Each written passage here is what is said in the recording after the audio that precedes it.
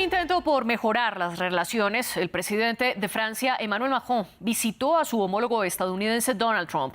Ucrania fue el tema central de la discusión en la Casa Blanca.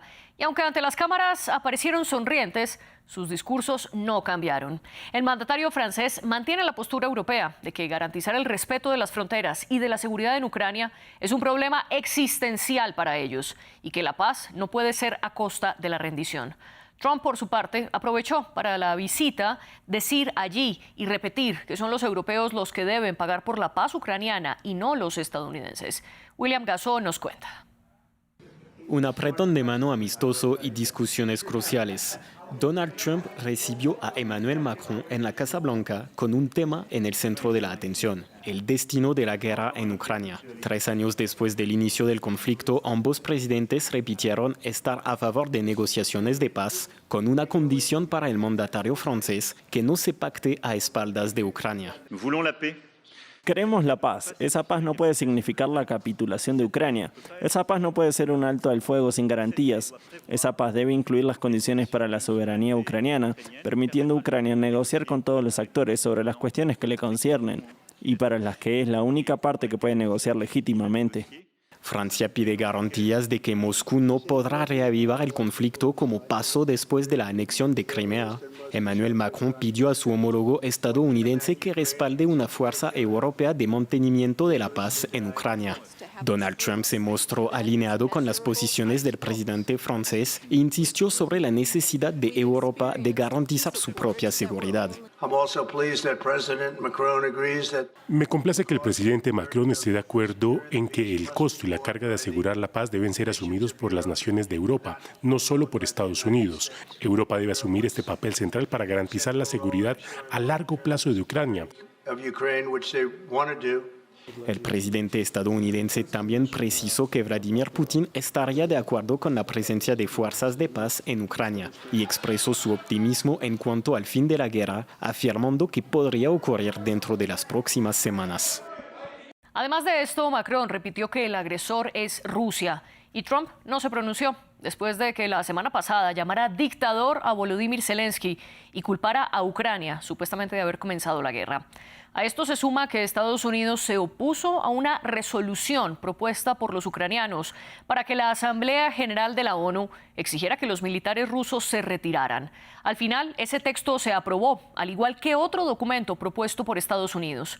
Y luego el Consejo de Seguridad aprobó esa misma resolución propuesta por Washington, que pide el fin del conflicto sin decir quién es el responsable, una postura con la que Rusia parece estar satisfecha. Vemos que Estados Unidos está adoptando una posición mucho más equilibrada, lo que realmente ayuda a los esfuerzos encaminados a resolver el conflicto en Ucrania. Sin duda lo acogemos con satisfacción.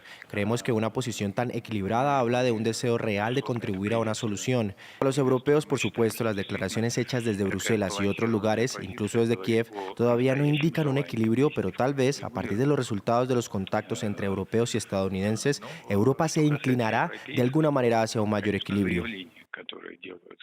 Macron logró tender un puente entre las posturas europeas y las de Washington frente a la guerra en Ucrania, o Estados Unidos impondrá las condiciones para terminar ese conflicto, favoreciendo a los rusos.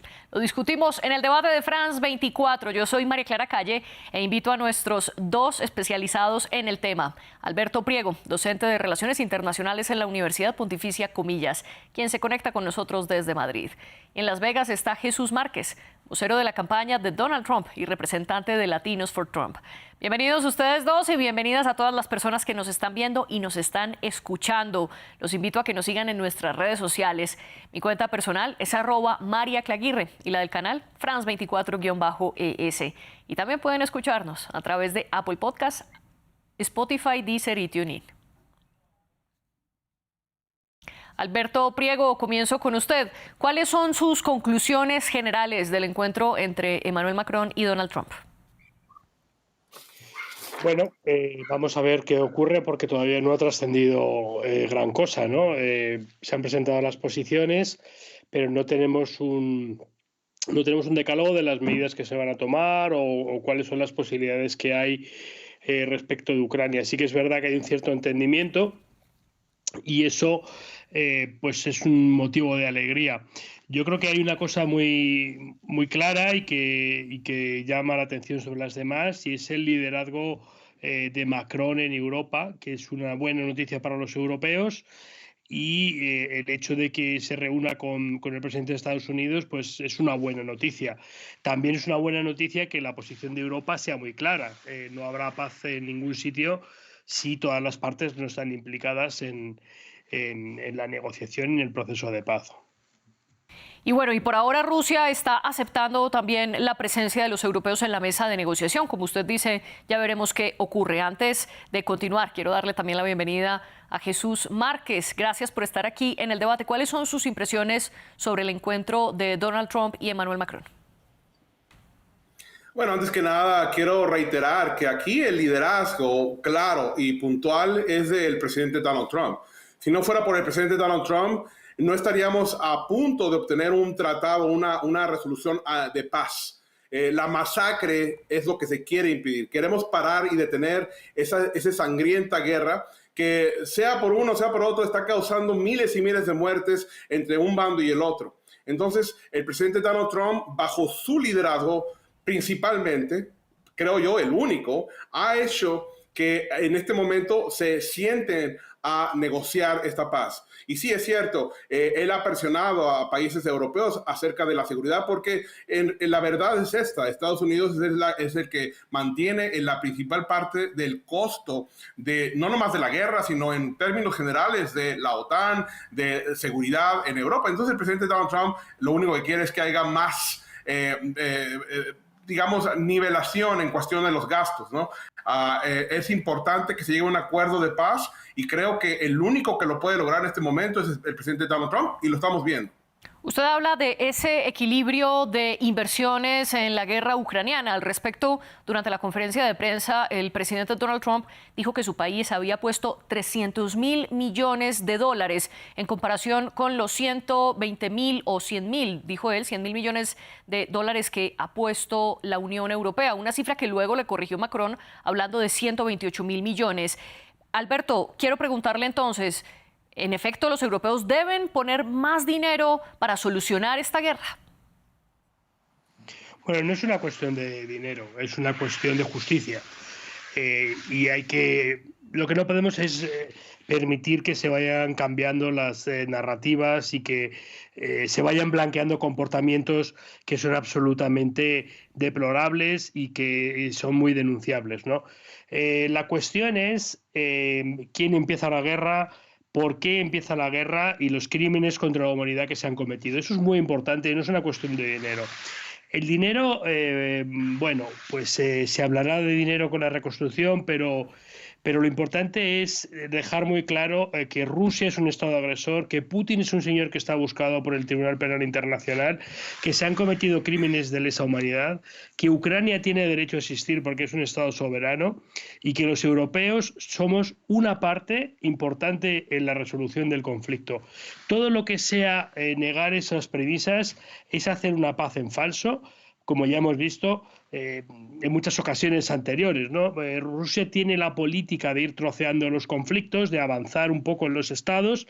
Lo hizo en Moldavia con Transnistria, lo ha hecho en Abjasia y en Osetia del Sur, en el caso de Georgia, lo ha hecho con Ucrania en el Donbass y en Crimea, y estamos en una situación muy similar a la que estuvimos en los años 30, finales de los años 30. Hay un Estado que es agresor, es un Estado totalitario, es un Estado donde no se permite la disidencia y quiere extrapolar su modelo a otros países de Europa y otros países del mundo.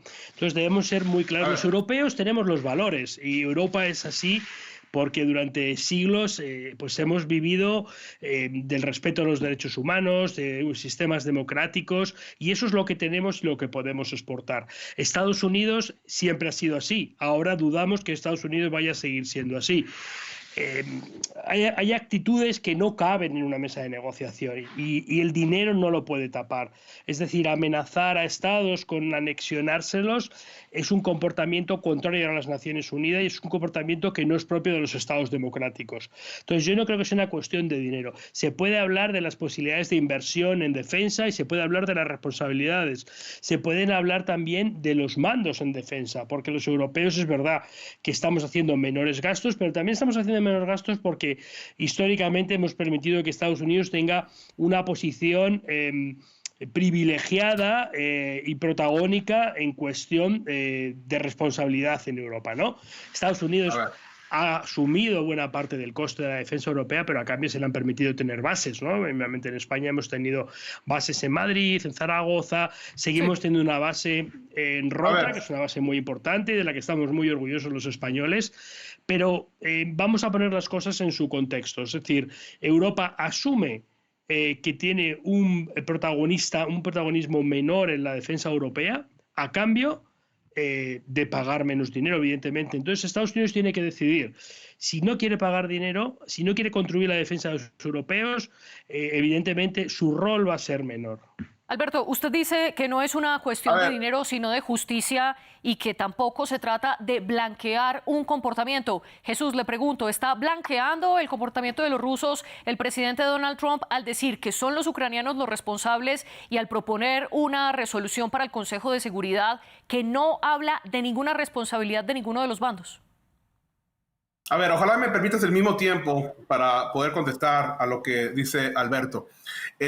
Para empezar, cuando se habla de que no es cuestión de dinero, sino de justicia, el problema es de que para poder lograr la justicia, para poder lograr soberanías, para poder lograr seguridad, se necesita dinero. Se necesitan dos cosas, se necesita dinero y se necesitan vidas, soldados. Esa es la realidad del mundo en el cual vivimos. Entonces, ¿cómo es posible que se diga que no se trata de dinero cuando a su vez, como dice el mismo Alberto, se asume, como él mismo lo dijo, que Europa, los países europeos no van a contribuir equitativamente? Eso es algo que es injusto de por sí. El presidente Donald Trump tiene la razón cuando él dice que hemos cargado, el pueblo de Estados Unidos ha llevado la principal carga monetaria, económica, fiscal para poder llevar a cabo esta guerra injusta. La guerra es la injusta. Ahora, 122 mil millones de dólares, según ciertos números, para gasto de Estados Unidos, frente a 52 mil millones de dólares de la Unión Europea, 30 mil millones de Alemania, 15 mil millones de Inglaterra y 15 mil millones de Francia. Es una diferencia abismal, pero no nomás es ahí. Aparte, hay que hacer una investigación porque se ha mandado mucho más dinero a las arcas de Zelensky, que ahora dice que no sabe dónde están. Se van a hacer investigaciones al respecto. Y por otro lado, también en lo que es el costo financiero de la OTAN en sí, Estados Unidos contribuye más del 16% de su Producto Interno Bruto, mientras que los países europeos rondan entre el 1 y menos del 2%. O sea que hay una diferencia abismal. Ahora, dice el señor Alberto que, bueno, le toca pagar más a Estados Unidos para obtener más protagonismo. Y yo diría, bueno, pues eso es justamente lo que Donald Trump quiere cambiar. No queremos el protagonismo, no queremos ese privilegio, entre comillas, como usted lo menciona, de tener que gastar y llevar la carga. Pero el problema es de que tampoco Europa lo quiere. Europa no quiere tener esa carga, los países europeos no lo quieren asumir y por eso, por lo que respecta a este tratado, ahora es Estados Unidos, aunque no lo heredamos de la administración pasada, pero es ahora Estados Unidos el que tiene que poner el orden, poner las condiciones de paz. Y esas condiciones se van a lograr. En los próximos días o semanas se va a llegar a un acuerdo. Y ese acuerdo va a ser un acuerdo de paz. Es cierto, no se va a llegar al acuerdo donde se le diga que Rusia tenga que admitir que fueron culpables, porque aquí el mediador, que es Estados Unidos, es en este caso el señor Donald Trump, es el príncipe de paz, se le pudiera llamar de esa forma, el mediador, pero no obviamente de cuestiones religiosas, estoy hablando de otra ideología, pero el mediador pragmático y razonable en este momento es Donald Trump, que dice, no, en vez de llamarle a Rusia o en este caso a Putin, que él es el culpable total y que tiene que admitirlo, vamos a sentarnos a negociar para terminar con la masacre. Ese es el objetivo principal. Y si para eso hay que evitar llamarle culpable a Putin, bueno, pues hay que hacerlo. Y ojo, no es únicamente el único culpable. También Ucrania y la Unión Europea, incluidos los Estados Unidos con el gobierno anterior, tuvieron mucha culpa, porque ellos querían, y estaban sonando los tambores de la guerra desde mucho antes, querían anexar a Ucrania a ser parte de la OTAN. Eso es una provocación directa hacia Rusia. ¿Quién va a permitir que le pongan ahí bases en su frontera? Ya había permitido con otros países, pero con Ucrania no lo permitió. Entonces, yo no estoy diciendo que es culpa total de Ucrania, pero eso de querer por fuerza hacer que Ucrania sea parte de la OTAN, ¿para qué? La OTAN ya en sí ya no tenía ninguna razón para expandirse a las fronteras con Rusia. Esa situación, esa política terminó desde hace mucho tiempo. Entonces Donald Trump dice, vamos a poner cordura en todo esto y vamos a obtener un tratado de paz. Y no vamos a hacer que Rusia admita que es culpable, sino al contrario, vamos a terminar la guerra. Y ojo, otra cosa que también se está negociando es el avance económico en la región. Una serie de tratados que se van a venir después de la guerra para poder favorecer a la región económicamente hablando, a Ucrania.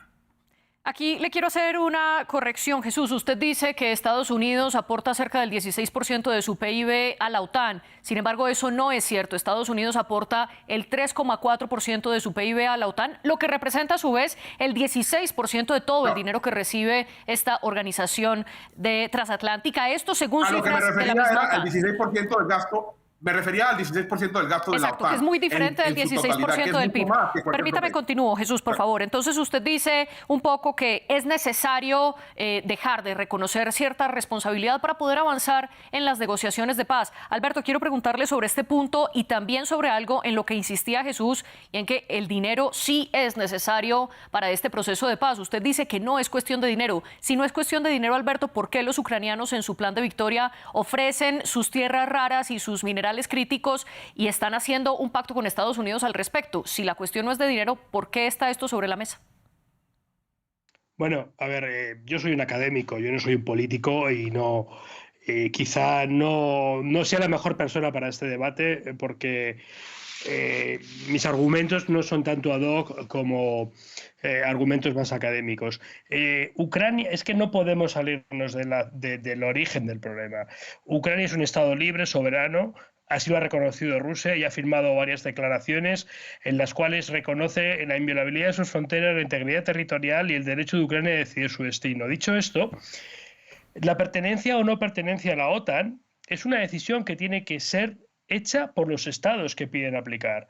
Y la OTAN tiene una serie de criterios y acepta o no acepta un estado en función de lo que considera mejor. En ningún momento Rusia tiene que intervenir, ni otro país que sea miembro tiene que intervenir en la decisión de que un Estado sea miembro o no sea miembro. Eso no es una provocación. Le voy a decir una cosa que probablemente desconozca, porque usted no es un experto en seguridad europea y tampoco es español. Cuando España se incorporó a la OTAN en el año 82, la Unión Soviética entonces mandó una carta a todas las embajadas de los Estados miembros diciendo que si España se incorporaba a la OTAN tendría serias consecuencias y que no descartaba usar las armas. España se incorporó en el año 82 porque era un miembro de pleno derecho y tenía todo el derecho y le seguimos teniendo todo el derecho. El problema de Rusia, como ahora Estados Unidos, es que se comporta como un imperio y no se comporta como un Estado. Un Estado reconoce que todos los demás Estados son iguales, que tienen los mismos derechos y las mismas obligaciones, que hay una igualdad soberana y una igualdad legal. Es decir, aquí no funciona como el matón de la clase como está utilizando Rusia, su fuerza, o como puede utilizar ahora Estados Unidos. Tenemos unas normas y esas normas hay que respetarlas. Y si Ucrania decide entrar en la OTAN, no hay nadie que diga que no puede entrar, salvo los miembros de la OTAN. Otra cosa es que un miembro de la OTAN pueda vetar. No está muy claro que la vayan a dejar entrar, pero Ucrania tiene todo el derecho del mundo de presentar su candidatura. Es más, la OTAN aceptó su candidatura y se le preparó un Membership Action Plan para que pudiera entrar, al igual que cualquier estado que forme parte del espacio del Atlántico Norte. Eso es incuestionable y no podemos salir de ahí. Entonces, ¿Ucrania provoca? No, Ucrania no provoca. Ucrania quiere ser miembro de la OTAN y de la Unión Europea. ¿Cuál es el problema? Rusia tiene un modelo imperial y ese modelo imperial es incompatible con los valores que hay en Europa. Y Ucrania, que significa frontera en ruso, es el último lugar de Europa que Rusia quiere conquistar. ¿Por qué? Porque si Ucrania se convierte en un Estado europeo e integrado en las estructuras de seguridad europea, como ha sido los estados bálticos, como ha sido Polonia, como ha sido Eslovaquia, como ha sido Eslovenia, como han sido otros muchos estados que pertenecieron a la órbita soviética, rápidamente lo que va a ocurrir es que estos estados van a subir económicamente y que sus niveles de democracia van a mejorar. El ejemplo de Ucrania puede ser seguido por Georgia y por Azerbaiyán y por otros estados. Eso es lo que exactamente Rusia quiere evitar, que Ucrania, que es un estado importante, pueda ser el ejemplo de otros estados a seguir. Ucrania tiene el derecho a hacer lo que quiera y nadie más que los ucranianos tienen derecho a decir lo que tengan que hacer. Ni siquiera los europeos tenemos derecho a decir lo que Ucrania quiere decir. Hasta ahí podemos llegar. Los estados son libres y soberanos. Y si en un momento la población no está de acuerdo con su presidente, se vota y se cambia. Pero Ucrania, como todos los estados, son soberanos. Sí, Alberto, lo voy a interrumpir para darle la posibilidad a Jesús también de hablar, pero les propongo que no centremos esta discusión en quién es el agresor, si es Ucrania, si es Rusia, porque es precisamente la discusión que están teniendo en este momento Donald Trump y Emmanuel Macron. Lo siento mucho, pero no, hay una cosa que tiene que quedar muy clara. El 24 de febrero, los que cruzan la frontera y empiezan a asesinar a niños y a asesinar a mujeres y a violar, iban con listas buscando a personas, eran los rusos. Los que Alberto, sí, discúlpeme, por eso la discusión no la vamos a centrar aquí. La discusión la vamos a centrar, Alberto, discúlpeme, déjeme hablar, Alberto, por favor. La discusión la vamos a centrar en si funcionó o no para algo la visita de Emmanuel Macron a la Casa Blanca. Jesús, ¿usted cree que tuvo algún impacto, sobre todo en este paralelo que estaba ocurriendo dentro de Naciones Unidas con una discusión sobre diferentes resoluciones, incluso dentro del Consejo de Seguridad? ¿Sirve o no para algo la visita del presidente francés para cambiar esa postura de Washington en algún sentido respecto a la guerra en Ucrania? La razón por la cual Macron vino a Washington y también van a venir algunos otros líderes, incluido ya se está buscando que el Zelensky venga, es para poder llevar a cabo ciertas inclusiones en el tratado de paz que ya se está fraguando. El tratado de paz ya está en camino y en cualquier momento se va a decidir. Y Francia, Inglaterra, Alemania y algunos otros países de Europa pues quieren tener alguna injerencia en ese tratado, pero eso ya es una situación obvia que se va a decidir. Inclusive ya, como tú mencionabas, la misma Ucrania está ya poniendo sobre la mesa lo que viene después de la guerra. ¿Qué es lo que viene después de la guerra? El crecimiento económico. Por eso sí tiene mucho que ver el dinero, sí tiene que ver mucho cómo se financia tanto la guerra como la paz y la prosperidad o la reconstrucción del país. Ahora, yo quiero aclarar una cosa, es cierto. Cuando España entró en los 80s a el Tratado de la OTAN, había una necesidad de ello. Había la necesidad de que en ese momento estábamos en medio de una guerra fría entre Occidente y la Unión Soviética. Ese requerimiento existía, ahora ya no. Entonces, no le toca decidir a Ucrania si entra a la OTAN o no. Es más, yo diría ni siquiera que a la OTAN en sí. El país el cual aporta más al consumo y a la mantención de esta organización, que es Estados Unidos, es el que va a tener una voz más influyente hacia quién entra o no. Y en este caso, en el caso anterior de la presidencia de Joe Biden estaba con esa idea. Es más, Ucrania ya estaba a punto de firmar un tratado de paz con Rusia días antes de que se llevara esa invasión que usted menciona, donde los rusos invadieron a Ucrania para matar y asesinar. Es cierto, pero días antes se iba a llevar un acuerdo entre Ucrania y Rusia y fue el primer ministro de Inglaterra, de Reino Unido, a hablar con Zelensky para decirle por mediador de los demás de que no lo hiciera y de que de todos modos se le iba a apoyar y que Estados Unidos ya había puesto el dinero para que entrara a la guerra contra Rusia. El problema es de que ahora que tenemos un nuevo mandatario en Estados Unidos, ha dicho que no vamos a exprimir más al pueblo de Estados Unidos con esta guerra innecesaria y que no vamos a ser nosotros la que la vamos a pagar. Si la quieren pagar los europeos, pues adelante. No tenemos nada que ver en eso. Pero la guerra termina y para que termine se tiene que llevar este acuerdo de paz y esos son los acuerdos que se van a llevar a cabo. Usted hablaba que varios líderes europeos están visitando Washington en un intento por ser incluidos de cierta manera en el proceso de paz que se podría realizar frente a la guerra en Ucrania. Una de esas medidas que le interesa a Washington es que los europeos pongan más dinero, como ya lo habíamos hablado, pero hay otros dos elementos sobre la mesa. La primera es que Macron fue claro en reiterar la postura de que los europeos y también los ucranianos, por supuesto, tienen que estar dentro de la mesa de negociaciones que hasta ahora han sido excluidos por Estados Unidos y por Rusia. Y otra de las posturas es la idea que está promoviendo Reino Unido de mandar militares en tiempos de posguerra para garantizar la seguridad en la frontera. Alberto, ¿usted cree que en estas dos posturas de ser incluidos los europeos en la mesa de negociación y de aprobar los militares posguerra, puede acceder a esto Estados Unidos después de la visita de Macron? Y se lo pregunto porque ya Rusia dijo que no aceptará estas fuerzas militares que están promoviendo los británicos. Bueno, yo no creo que haya que pedirle opinión a Rusia sobre lo que ocurre en territorio que no es el suyo.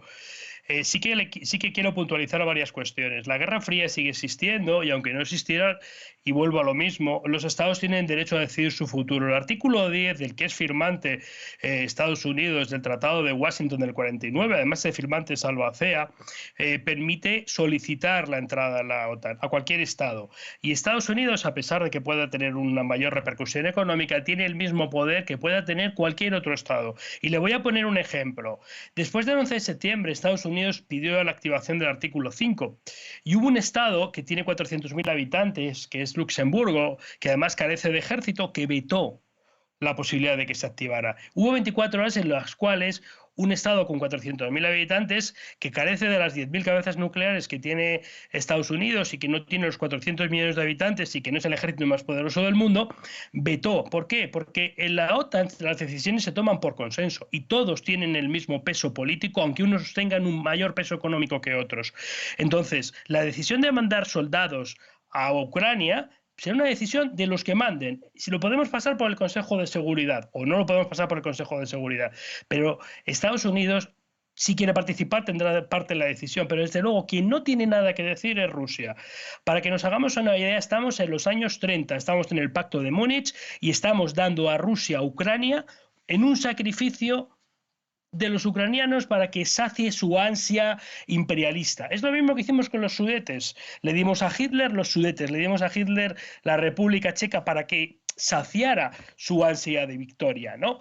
Eso no va a ocurrir, no va a funcionar. Le vamos a dar a Ucrania, se pueden quedar con Ucrania, pueden seguir violando a las mujeres, pueden seguir violando a los niños, pueden seguir haciendo todo lo que están haciendo, pero evidentemente no van a saciar porque los rusos han dicho reiteradamente que quieren recuperar su posición del año 89, quieren recuperar las repúblicas bálticas y quieren recuperar su poder sobre Alemania, Polonia y todos los países de Europa Central Oriental.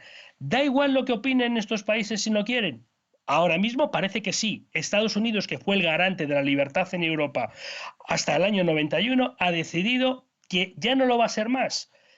Y hay un reparto del mundo. Estados Unidos se quiere quedar Groenlandia, se quiere quedar Canadá, se quiere quedar el Canal de Panamá y permite a Rusia que se quede lo que considere más oportuno. Yo creo que Estados Unidos está faltando a sus principios. Estados Unidos es un Estado que nació como una democracia, que nació como el garante de la libertad en el mundo. Está renunciando a sus principios. Creo que se van a autodestruir. Sí. No entiendo muy bien las posiciones del gobierno americano. Y desde luego son absolutamente criticables. Está votando con Rusia en el Consejo de Seguridad. Eso no ha ocurrido en la historia de las Naciones Unidas. Y quiero volver sobre un punto que usted hablaba y son los territorios ocupados. Desde el 2022, Rusia ha ocupado 4 regiones ucranianas y la posición de Kiev era que no iban a hacer ningún proceso de paz hasta que Rusia sacara a sus militares de allí, algo que Moscú niega. Y ahora Estados Unidos está diciendo que es necesario que Ucrania renuncie a esos 4 territorios para poder hacer cualquier negociación, una postura que antes no tenían. Jesús, con esto ¿está faltando a sus principios Estados Unidos y se van a autodestruir, como dice Alberto? No, para nada. Simplemente está siendo pragmático en una situación de geopolítica que no hay de otra. Mira, decía Alberto que no hay que pedirle la opinión a Rusia. Permítame decirle que eso significa más muertes, más guerra Y ahora que Estados Unidos no está ya dispuesto a pagar por la guerra, ¿quiénes van a ser los que van a pagar por esa guerra? Claro que hace falta dinero y hacen falta vidas, soldados, armas para poder detener a un país agresor. Así de que esa situación no lleva a ningún arreglo de paz. Para poder tener la paz, sí se necesita la opinión de Rusia y cuando estás en medio de una negociación, obviamente tienes que ceder o llegar a acuerdos en el cual se tengan que ceder concesiones. No se va a obtener la paz a menos que se lleven a cabo esas concesiones. Y por eso creo yo que es muy pragmática la idea y muy inteligente la idea de Donald Trump de no incluir a los europeos en estas negociaciones por esa precisamente razón, porque los europeos quieren poner más restricciones a este tratado de paz que se quiere lograr. El punto acá es que Donald Trump lo ha hecho bien claro que la paz va a existir aunque se tenga que dar o ceder algunas concesiones. Y no se traiciona a los principios, porque esos principios la idea de no ceder se decía antes de la guerra. Desgraciadamente, después de 2 años de guerra y de miles y miles de muertes, una cantidad inmensa de dinero, de tesoro desperdiciado, de edificios totalmente destruidos, de un país totalmente en ruinas, bueno, pues obviamente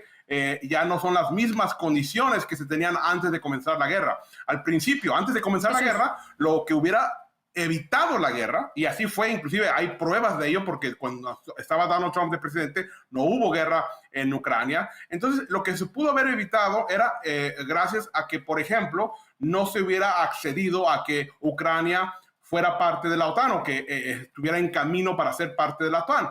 Jesús, discúlpame, quiero hacerle una contrapregunta.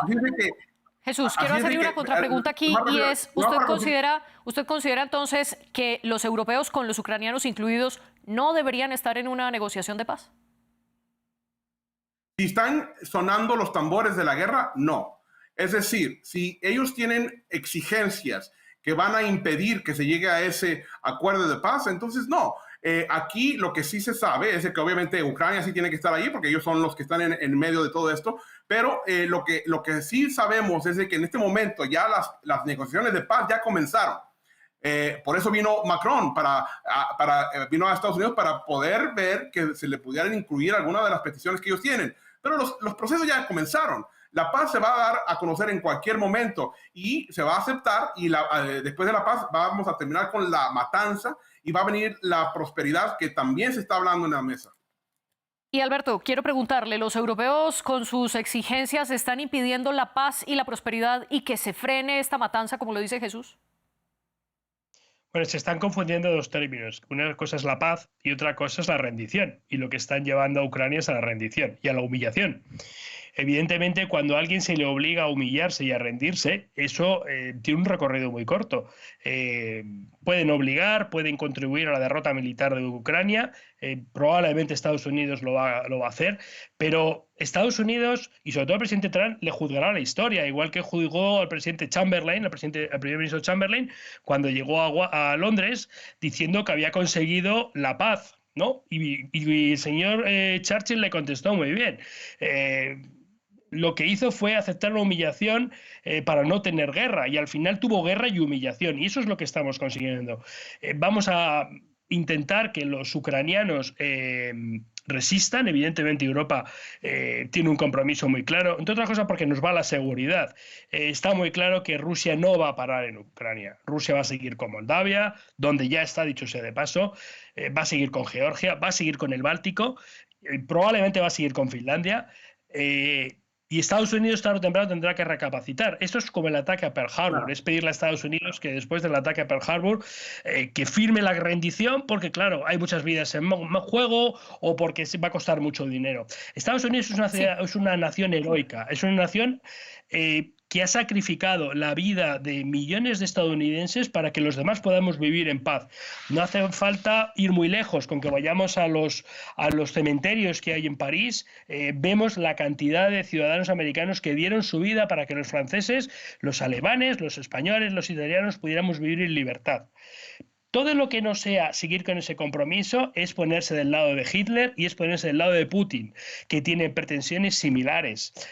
Alberto, lo interrumpo, nos quedamos sin tiempo y para... quiero un comentario muy breve de Jesús, por favor, menos de 30 segundos. Alberto hace la diferenciación entre paz y rendición, algo que también menciona el presidente Macron, que dice, esta paz no debe significar la rendición de Ucrania ni un alto al fuego sin garantías. En 30 segundos, ¿qué responde usted, Jesús? Esto para nada es una rendición, es muy pobre comparar esto con lo que ocurrió en la Segunda Guerra Mundial en Pearl Harbor. Y sí es cierto, Estados Unidos ha pagado con millones y millones de vidas y también de dinero la paz alrededor del mundo, inclusive de Europa, y es justo que ahora le toque también a Europa pagar. No va a ser una rendición, ojo, no es una rendición, simplemente es un acuerdo de paz más pragmático y necesario. Jesús Márquez y Alberto Priego, gracias por participar en el debate de France 24 y brindarnos sus argumentos. Este programa estuvo producido por Laura Garzón y Tania Herrera. Gracias a ustedes por vernos. Vean más en france24.com.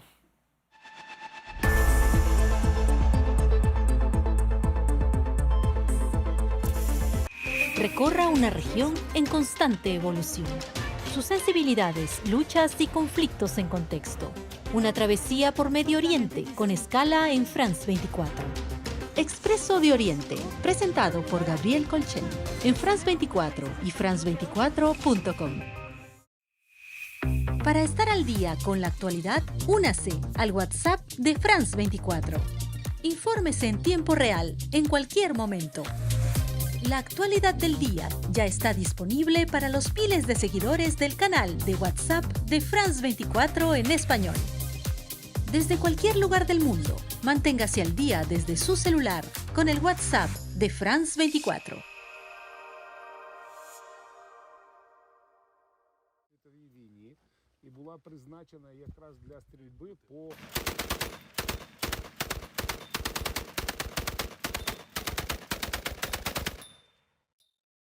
Стрільба по готовності.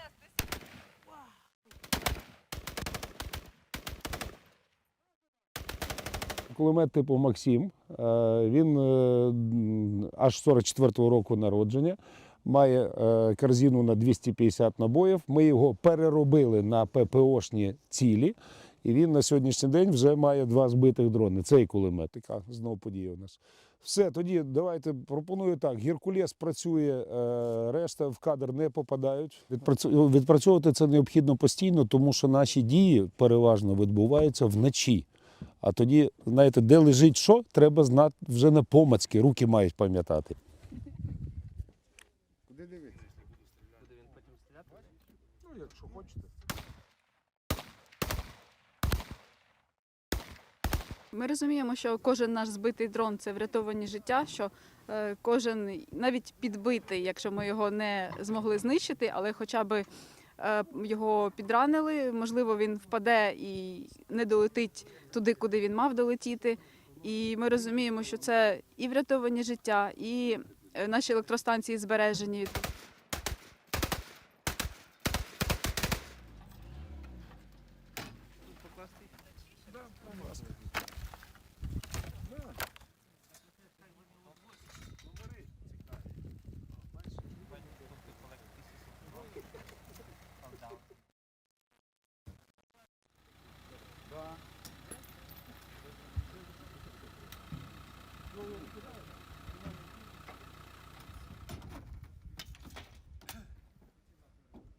Наш успіх, він на тому тримається, що є швидкість перекидання мобільних вогневих груп і є швидкість в управлінні мобільно-вогневими. Тобто центр керування, коли бачить, що дрони змінюють напрямок, ми пересуваємося на ті позиції.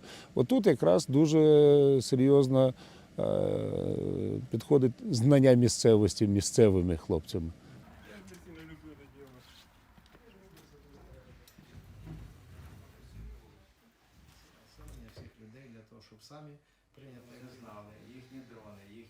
Вони вже професійно визначають цілі і можливі місця їхнього збиття. Тобто вони не можуть збивати над будинками, бо цей шахед може принести більше шкоди. Тому вони їх супроводжують вже на більш безпечну відстань і вже там їх утилізовують.